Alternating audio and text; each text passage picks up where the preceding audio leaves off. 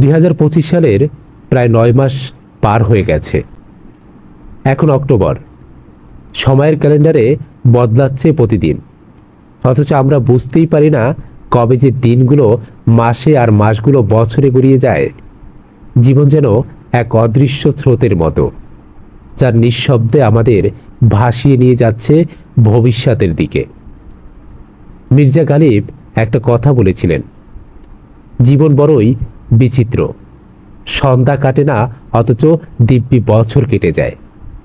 এই কথার গভীরে লুকিয়ে আছে এক কঠিন বাস্তবতা।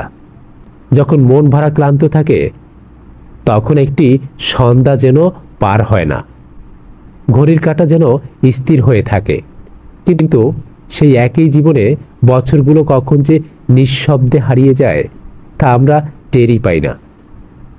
এটাই সময়ের নিষ্ঠুর সৌন্দর্য। আমরা প্রতিদিনই কিছু না কিছু হারাই। কেউ হারাই প্রিয় মানুষ, কেউ হারাই সুযোগ, কেউ হারাই নিজেকেই। কিন্তু জীবন থেমে থাকে না।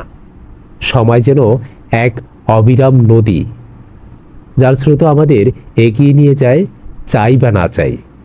আমরা শুধু দাঁড়িয়ে দেখি গতকালটা কিভাবে হারিয়ে গেল আজকের ভিড়ে। অক্টোবরের নরম হাওয়া যখন গাছের পাতা ঝরে, মনে হয় প্রকৃতি যেন নিজেই বদলে দিচ্ছে। সব কিছুরই এক শেষ আছে, এক সময় সব কিছুই ফুরিয়ে যায়, হোক তা বসন্তের রং বা কারো উপস্থিতি। কিন্তু তবুও জীবন চলতেই থাকে, নতুন রঙে, নতুন আশায়। মানুষের জীবনও ঠিক এমনই, কখনো আনন্দে ভরে ওঠে, কখনো বেদনায় ডুবে যায়। কিন্তু সেই বেদনার মধ্যেও লুকিয়ে থাকে এক ধরনের সৌন্দর্য, যা আমাদের পরিণত করে, শেখায় ধৈর্য, আশা আর গ্রহণযোগ্যতা। সময়ের এই দ্রুত গতির মাঝেও যদি আমরা একটু থেমে তাকাই, দেখব কত স্মৃতি জমে আছে। চারপাশে কিছু স্মৃতি কাঁদায়, কিছু হাসায়, কিছু মনে করিয়ে দেয় আমরা এখনো বেঁচে আছি। হয়তো সেই কারণেই গালিব বলেছিলেন, জীবন বিচিত্র। কারণ এটি কেবল আনন্দ বা দুঃখের গল্প নয়, বরং এক অনন্ত যাত্রা, যেখানে সময়ই একমাত্র সঙ্গী। অক্টোবরের এই বিকেলে সূর্য যখন অস্ত যায়, মনে হয় জীবনেও তেমনই।